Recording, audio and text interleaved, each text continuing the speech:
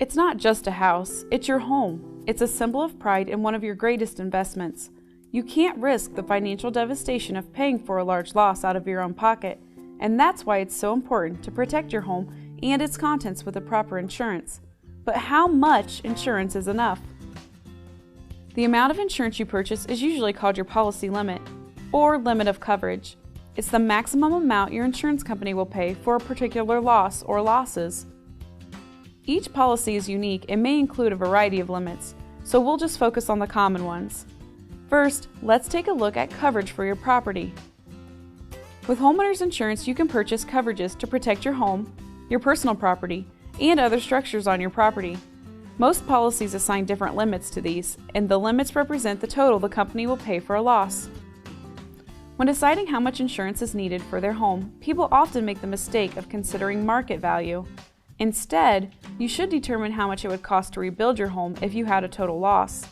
Your insurance agent can help with this. They have replacement cost estimators that calculate the reconstruction cost for your home. When it comes to coverage for other structures, personal property, and loss of use, most standard homeowners policies will provide a percentage of the coverage you have on your home, which is called Coverage A. So for instance, if the Coverage A amount for your home is $200,000 and your policy provides 10% of that amount for other structures on your property, you would have $20,000 worth of coverage available for other structures. Of course, you can always purchase more coverage than what your policy provides if it's needed. This is why you'll want to go over your individual needs with your agent. They'll work with you to examine which amount of coverage would best protect your property and possessions.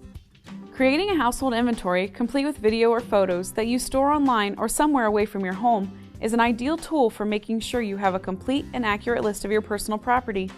It will also help ensure your coverage amounts are sufficient. There may be special limits within your policy that you should be aware of. For example, in the personal property section, your policy might have a $1,500 limit for theft of unscheduled jewelry.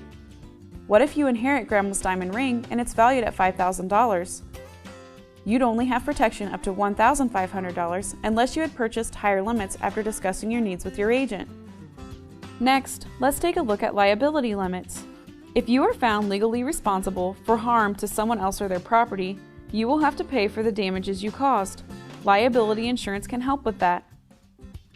When it comes to home insurance, most policies put bodily injury and property damage together under one limit and call it personal liability. This coverage pays for damages caused by you or your family members to other people or their property. Your agent can help you pick the appropriate limits for your personal liability coverage.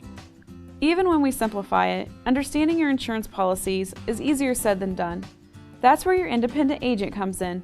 They are here to answer your questions and help you understand which coverages and limits you need to protect you and your family. To help make the right choices, be sure to contact your local independent agent today.